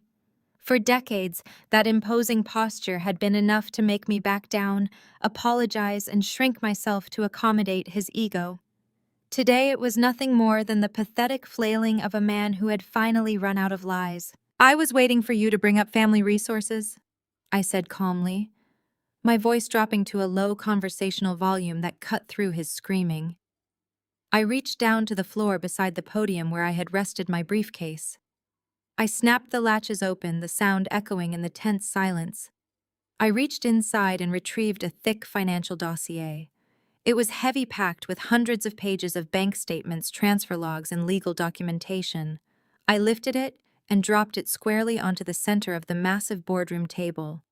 The heavy thud made Linda jump, her eyes darting nervously to the stack of paper. "These are the complete unredacted bank records from Grandma's estate," I announced, ensuring my voice carried to the executive sitting at the far end of the room. Specifically, this dossier details the $500,000 trust she set aside exclusively for her own end-of-life medical care and in-home nursing support. Howard froze. The deep flush of rage abruptly drained from his cheeks, leaving him a sickly, sallow shade of gray. He took a small step backward, his eyes fixed on the bound dossier, as if it were a live explosive. Linda let out a strangled gasp and covered her mouth with both of her trembling hands. Even Brittany, who was still desperately struggling against the security guards near the heavy oak door, stopped kicking. The sudden, absolute terror radiating from my parents was palpable. Donovan Carmichael leaned forward, his profound interest shifting from the arrested vice president to the staggering financial implications I had just placed on his table. Harrison watched me closely, his sharp gaze assessing the shift in power dynamics. When Grandma became too ill to care for herself, I explained to the silent room she trusted her son and daughter-in-law to manage her finances and hire the round-the-clock medical professionals she desperately needed. Instead, they illegally drained every single penny from that medical trust. I looked directly at Linda. I spent the entirety of my 20s acting as an unpaid, untrained, and entirely isolated caregiver. I bathed her, I fed her, I administered her medications, and I watched her suffer daily without the professional medical equipment or palliative care she could have easily afforded. I sacrificed my college years, my social life, and my early career because my parents told me there was simply no money left to pay for the nurses she required. I paused for a long moment, letting the horrific reality of that stolen decade settle over the room. The elite investors looked sickened. They were men of business accustomed to ruthless corporate tactics and aggressive boardroom maneuvers, but the betrayal of a helpless dying relative was a level of depravity that repulsed them. I placed my hand flat on top of the heavy dossier, but there was money. I continued, my voice steady and unrelenting. $500,000 of it. Howard and Linda systematically siphoned those critical funds through a complex series of shell accounts and offshore transfers. And I know exactly where every single dollar went. I looked past my parents to where Brittany was standing in handcuffs, her face completely stained with tears and ruined makeup. "It went to pay for Brittany's Ivy League tuition," I stated, ticking the items off on my fingers. "It went to purchase the luxury cars she drove around campus so she could maintain her wealthy image. It paid for her credit card bills, her designer clothes, her vacations, and the massive down payment on her condominium downtown. Every single accomplishment Brittany has ever paraded around, every status symbol she has ever weaponized against me, was directly funded by the money stolen from a dying woman who was left to suffer in a back bedroom." "You are lying," Howard croaked, though his voice was entirely devoid of its previous aggressive bluster. His shoulders were slumped, his imposing posture entirely defeated. He looked around the boardroom, making weak, pleading eye contact with the venture capitalists. "She is making this up. We used that money for legitimate family expenses. We had the legal authority to manage the estate." "You had the authority of a trustee," I corrected sharply, "which meant you had a fiduciary duty to use those funds exclusively for her personal care. What you did was not management. It was theft. It was systematic, entirely calculated embezzlement to fund a lavish lifestyle you could not actually afford, all while forcing your youngest daughter to shoulder the devastating burden of end-of-life care. I tapped the cover of the dossier. I did not just find these bank statements in a drawer. I hired an independent forensic accountant to trace every single transfer, every wire, and every fraudulent check you signed. The paper trail is absolute and undeniable. Linda began to weep softly, her shoulders shaking uncontrollably as she stared blankly at the floor. Howard looked desperately toward the door, as if calculating whether he could simply run away from the severe consequences of his actions.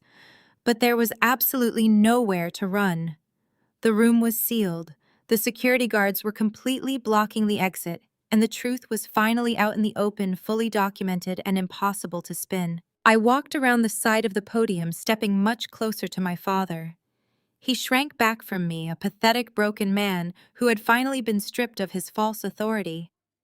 The billionaire executives watched this intense family reckoning with grim fascination.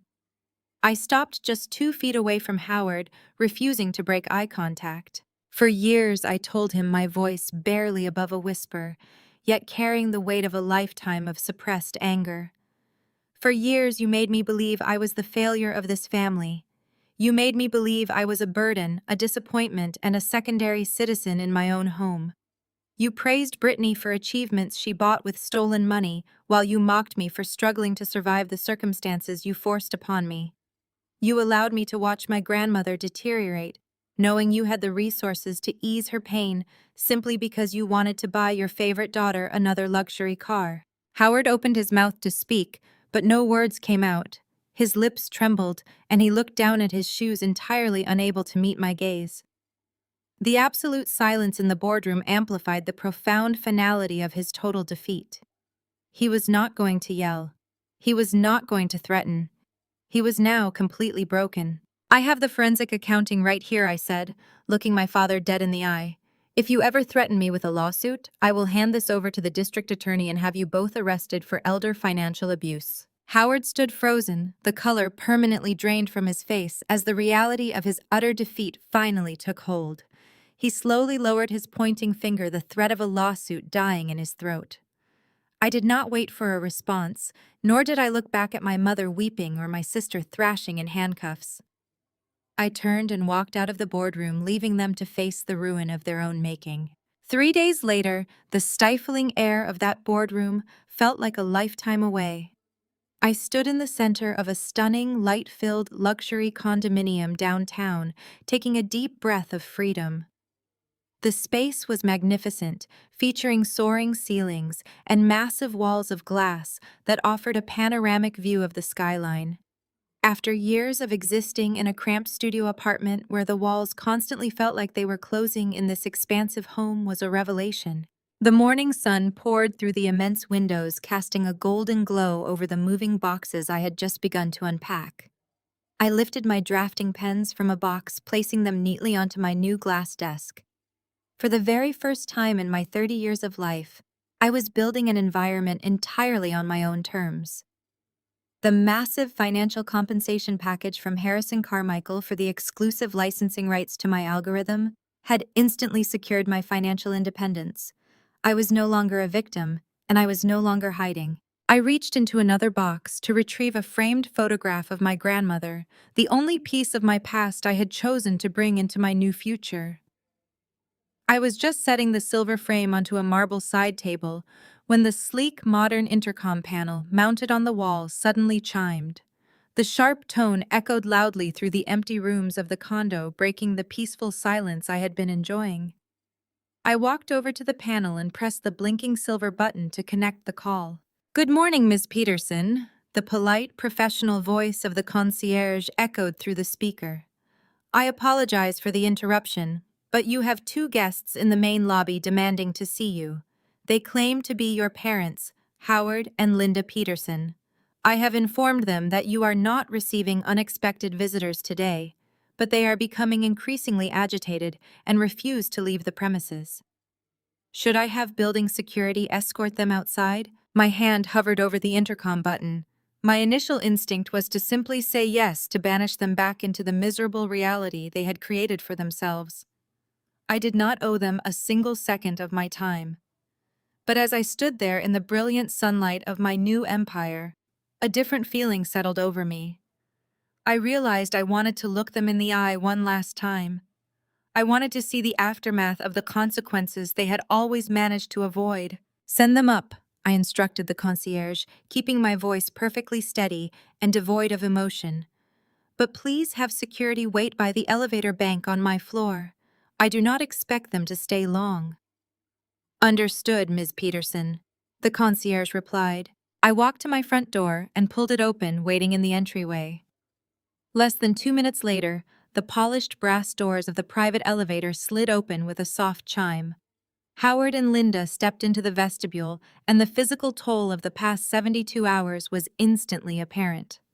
They looked absolutely horrific. The arrogant, entitled facade they had worn like armor their entire lives was completely shattered. Howard's face was drawn and pale, the bags under his eyes a deep, bruised purple. His clothing, usually impeccably pressed and perfectly coordinated, looked rumpled and slept in. Linda looked even worse. Her meticulously styled hair was flat and unkempt, and her face was heavily lined with exhaustion and raw panic. She clutched her expensive handbag tightly against her chest, her knuckles stark white from the strain. They looked like two people who had just watched their entire world burn to the ground, which in a very real sense they had. They stopped a few feet away from my open door, staring at the luxurious entryway of my new home. I did not invite them inside. I simply stood in the threshold, my arms crossed defensively over my chest, waiting patiently for them to finally speak. Mia Howard began, his voice cracking slightly. He cleared his throat, trying desperately to find a shred of his former authority, but failing miserably. "Mia, we need to talk to you. We need your help." I remained perfectly silent, my expression an unyielding mask of stone. I let the uncomfortable silence stretch between us, forcing him to endure the agonizing weight of his own desperation. "Brittany is in a holding cell." Linda blurted out, a sudden ragged sob escaping her throat. She stepped forward, her eyes wide and pleading. "Carmichael Industries is refusing to drop the corporate espionage charges. The judge denied bail because she is considered a flight risk. She is facing serious, significant jail time, Mia. Her legal fees are mounting by the hour, and the lawyers are demanding retainers we simply cannot afford right now. The company accounts have been frozen pending the investigation. We have absolutely nothing." Howard swallowed hard, looking down at the polished floor before forcing himself to meet my gaze. "We know you have the forensic accounting files regarding your grandmother's medical trust." He said the words clearly, tasting like ash in his mouth. "We know you possess the documentation detailing those financial transfers. You need to drop this blackmail against us. We are asking you to hand over those files and release a public statement defending Brittany. You have to tell the district attorney that it was a misunderstanding. Tell them Brittany had permission to use the software." Linda begged, tears streaming openly down her face. "Tell them the hardware was a gift. If you issue a statement of support, we might be able to get a plea deal to keep her out of federal prison. Please, Mia, we are your parents. Family forgives. You cannot do this to your own blood." I stared at the two sobbing, desperate people standing in my hallway. I stood in the doorway of my new empire, feeling the undeniable strength of my own independence. "You aren't my family," I stated, my voice echoing with icy, absolute finality. "You were my wardens."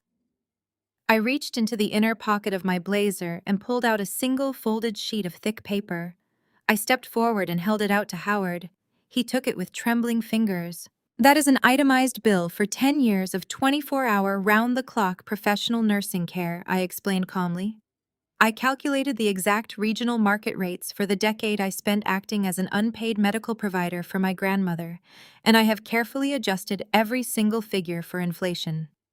You owe this amount to a certified accessibility charity of my choosing by this Friday. Or the district attorney gets the full forensic accounting files, and you will both be joining Brittany in prison." Before either of them could utter a single word of protest, I pulled out my cell phone and firmly tapped a button. "Security," I said clearly into the receiver. "Please escort these two individuals out of the building. They are no longer welcome up here." The heavy oak doors of the elevator slid shut, cutting off Linda's final desperate wail. I stood in the quiet foyer of my new home, the silence rushing back in. I listened to the faint, distant hum of city traffic far below my luxury condominium. The air felt remarkably clean. I turned my back on the elevator, walked into my living room, and went right back to unpacking my pens. For the next several days, my life settled into a rhythm of profound, productive peace. I officially began my partnership with Carmichael Industries. They gave me a corner office, a dedicated team of engineers, and the resources I needed to scale my translation software globally. Every morning, I woke up in a home I earned and worked alongside people who valued my intellect. I thought the toxic chapter of my family was permanently closed. I severely underestimated Brittany's capacity for delusion. The following Tuesday evening, I was sitting on my sofa reviewing interface designs on my tablet when my phone began to vibrate continuously. Text messages from former classmates and distant relatives flooded my screen. Every single message contained a link to a social media video.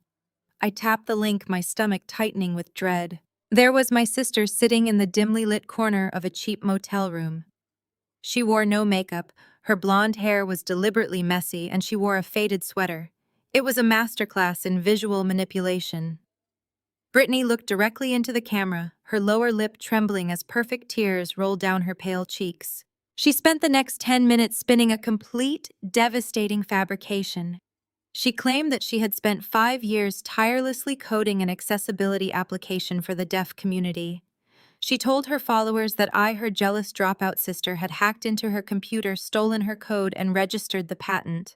She sobbed, describing how I colluded with corrupt executives to frame her for theft, stripping her of her job. She painted herself as the ultimate martyr crushed by a vindictive sibling. The video was heavily edited, set to somber background music, and designed to go viral. And it was working. By the time I finished watching, it had amassed hundreds of thousands of views. The comments section was a raging fire of misplaced outrage. Strangers called me a monster and a thief. People were tagging Carmichael Industries, demanding Brittany be given her job back. The public was entirely captivated by the tearful blonde victim and her tragic tale of corporate betrayal. I set my phone face down on the glass coffee table. I did not panic. I did not shed a tear. Instead, I calmly opened my email, drafted a brief message to Donovan Carmichael, attached the link to the video, and went to sleep. The next morning, I walked into the Carmichael Industries headquarters and was immediately ushered into the main legal conference room. Donovan was already there, sitting at the head of a long glass table, flanked by 3 senior corporate attorneys and the head of public relations. Donovan looked absolutely furious. His jaw was clenched tight and he was tapping a silver pen rhythmically against his legal pad. "Mia, please take a seat," Donovan said, his voice dangerously quiet.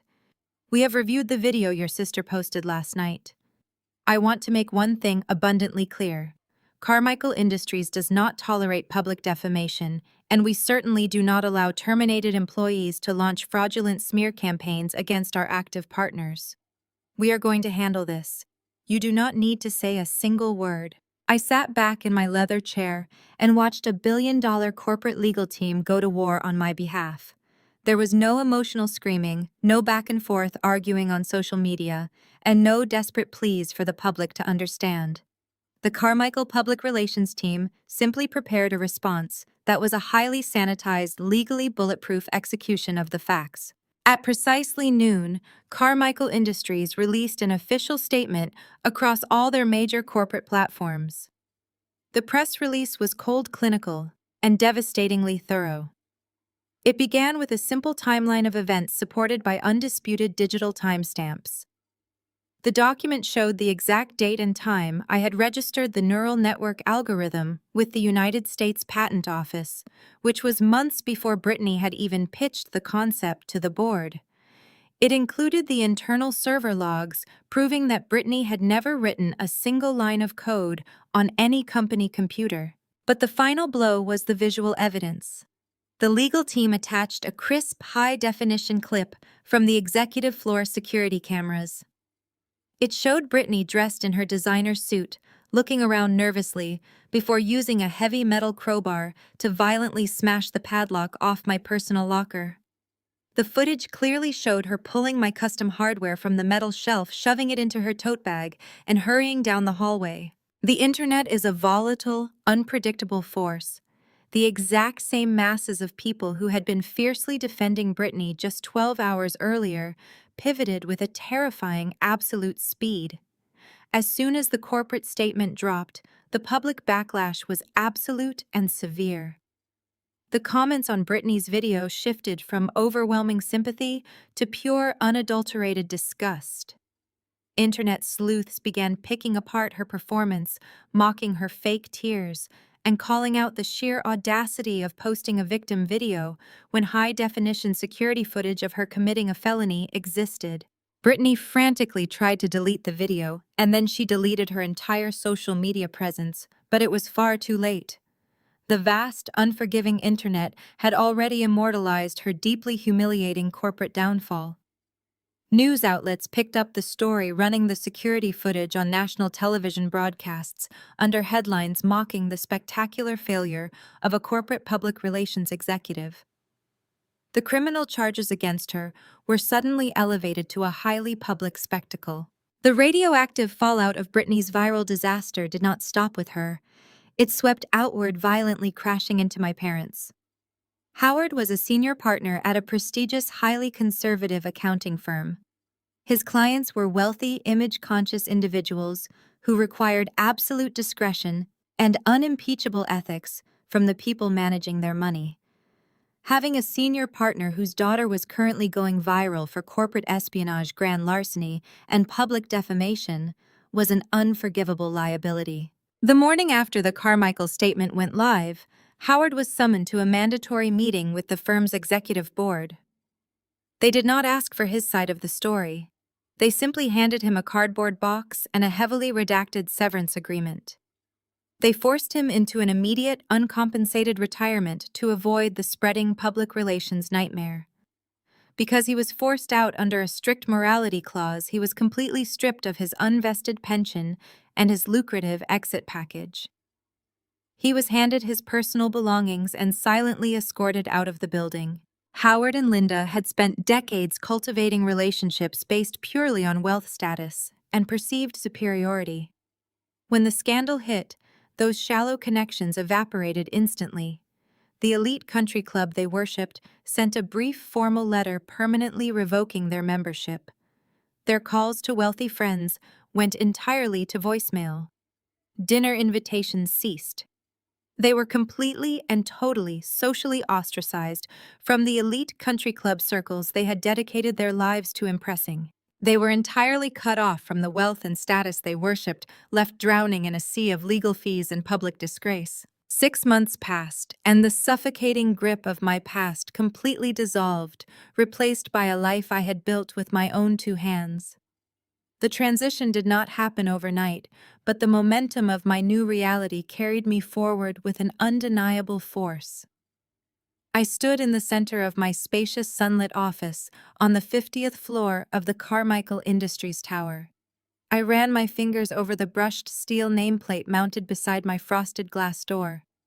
It proudly displayed my new title, Mia Peterson, Director of Accessibility Innovation. The global rollout of my software, now officially named Echo, was a monumental success. The application went live simultaneously across 40 different countries. I spent weeks coordinating with international accessibility boards, ensuring the predictive neural network algorithm adapted flawlessly to regional dialects and unique variations in sign language. The launch shattered every internal projection Carmichael Industries had set. Within the first month, millions of users had downloaded the platform. It was not just a technological triumph. It was a fundamental shift in how the world communicated, bridging a gap that had existed for far too long. I walked over to my polished glass desk and looked at the glossy copy of Tech Innovator magazine resting next to my keyboard. My photograph was featured prominently on the cover. I was dressed in a sharp tailored blazer, standing confidently in the main company atrium. The headline boldly declared my software as the breakthrough of the decade. The accompanying article detailed my journey, but I had strictly controlled the narrative. I did not mention my family's betrayal. I did not waste a single word of my massive platform on Howard Linda or Brittany. Instead, I focused entirely on advocacy.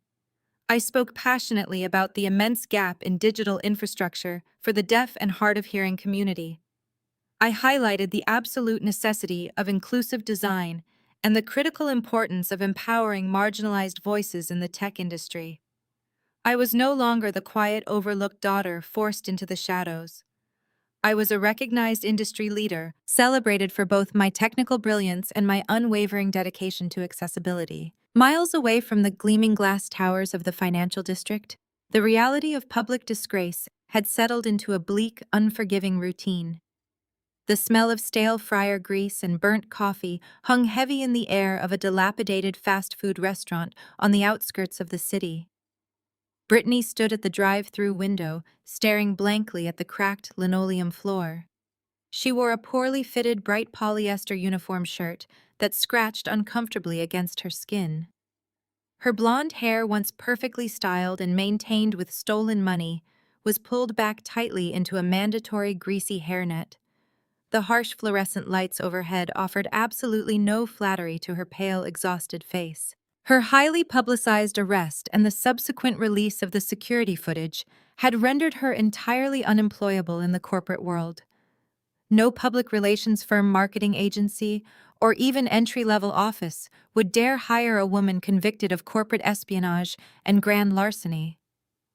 The massive legal fees required to keep her out of federal prison had drained whatever hidden assets our parents had left. The plea deal her overworked public defender managed to secure mandated strict probation, thousands of hours of community service, and mandatory verifiable employment.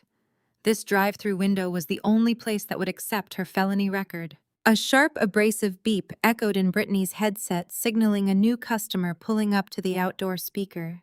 She mechanically tapped the grease-smudged screen on the ancient cash register. "Welcome, please place your order," she recited in a dull, monotone voice, completely stripped of all her former bubbly arrogance. She punched in the order for a large iced vanilla coffee and waited for the vehicle to pull forward to her window. A sleek, brand-new black Mercedes-Benz glided up to the payment window. The rich smell of expensive leather and premium perfume wafted out as the tinted window rolled down smoothly. Brittany grabbed the plastic cup, turning to hand it to the driver. She froze instantly. The woman sitting behind the steering wheel was a former junior associate from her old public relations department at Carmichael Industries. The woman wore a designer silk blouse and a pair of oversized, expensive sunglasses. She lowered her sunglasses slightly, her eyes locking onto Brittany's greasy uniform, the name tag pinned askew on her chest, and the hairnet containing her frizzy hair. A slow, deeply condescending smile spread across the former associate's face. She did not say a single word. She simply handed Brittany a crisp bill, took her iced coffee, and rolled the window up. She drove away, leaving Brittany standing in the suffocating heat of the fast food kitchen, utterly humiliated and entirely broken. I knew absolutely nothing of my sister's misery, nor did I care to know. My focus was entirely on the vibrant, thriving empire I had built. I stepped out of my private office and began walking through the Department of Accessibility Innovation. I had personally designed this entire floor to represent the exact future I wanted to see in the corporate world. The workspace was incredibly open, bathed in natural light from floor to ceiling windows, and completely devoid of traditional isolating cubicles.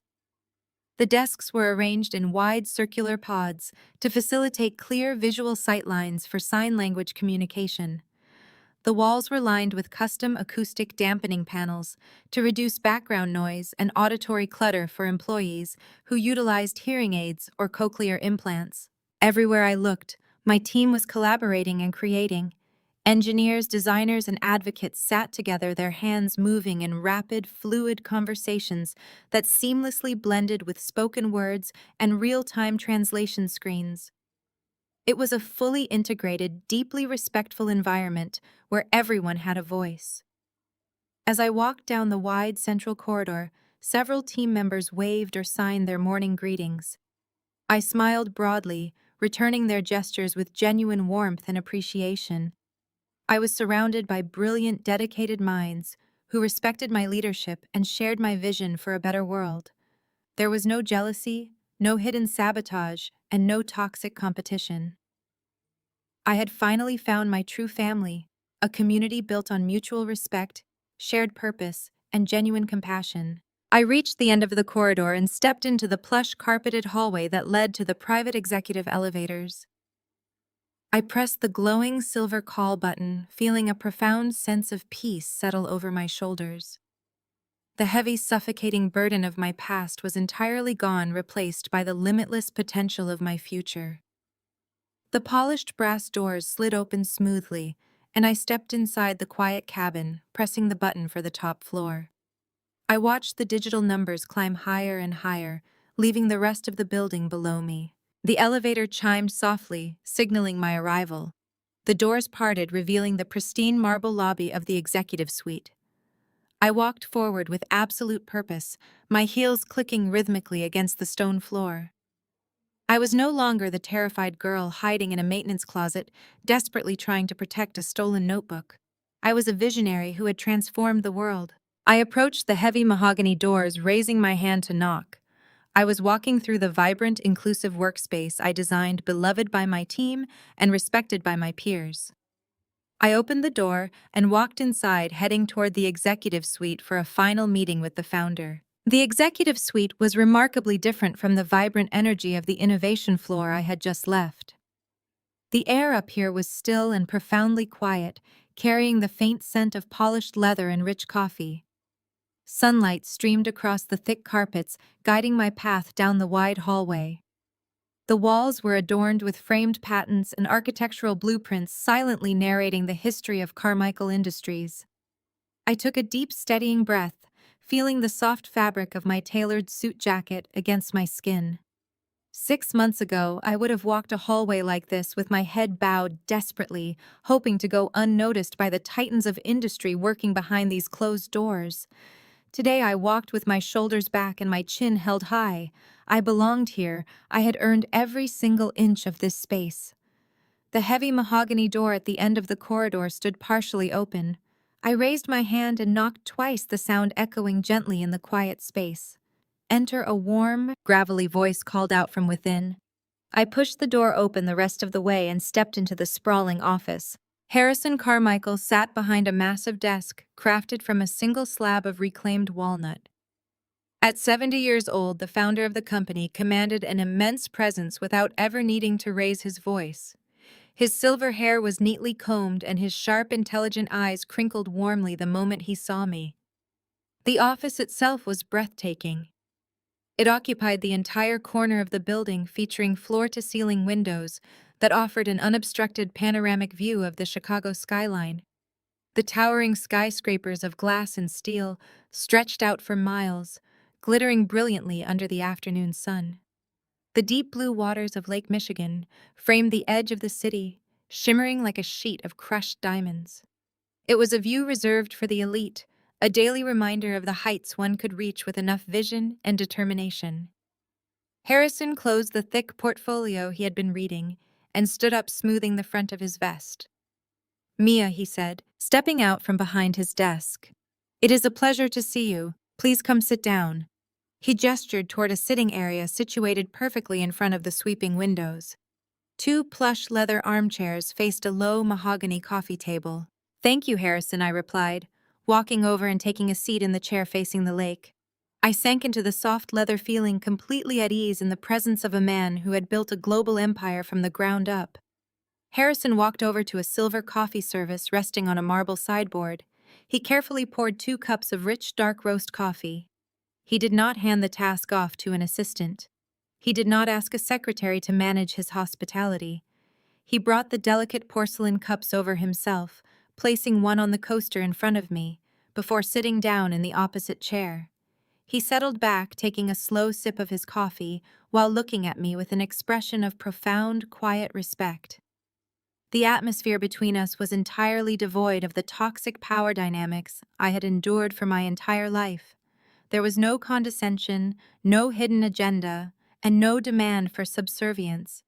We sat together as partners, bound by a shared commitment to changing the way the world communicated. It has been quite a remarkable 6 months. Harrison began setting his cup down gently on the table. I nodded, looking down at my own cup, watching the steam rise in slow, graceful ribbons. It has been a whirlwind, I admitted, letting a small smile touch my lips. But it has been the most fulfilling work of my life. Harrison leaned forward, resting his forearms on his knees. The board of directors reviewed the final global rollout metrics this morning, he said, his voice carrying a note of genuine awe. Your translation algorithm is currently operating flawlessly in over 40 countries. We are seeing real-time communication bridges being built in hospitals, schools, and courtrooms where the deaf community was previously entirely marginalized. You have not just created a successful piece of software, Mia. You have fundamentally shifted the landscape of human accessibility. Hearing him articulate the impact of my work sent a warm, grounding wave of validation through my chest.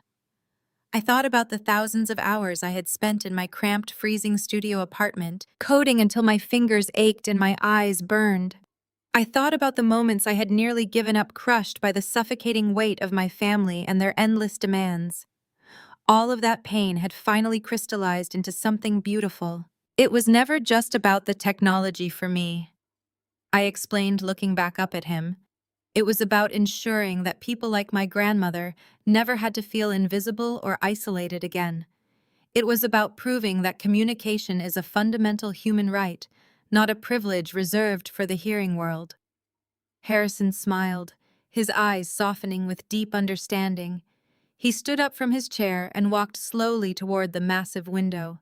He stood there for a long moment, looking out over the vast, sprawling expanse of Chicago. The afternoon sunlight cast a warm, golden glow across the side of his face. He turned back to look at me. He raised his hands, bringing them into the clear space between us. He had spent the last several months quietly learning American Sign Language, a gesture of respect that meant more to me than any financial compensation ever could. He moved his hands with careful, deliberate precision. You built a good home here, he signed, making sure his facial expression matched the sincerity of his words.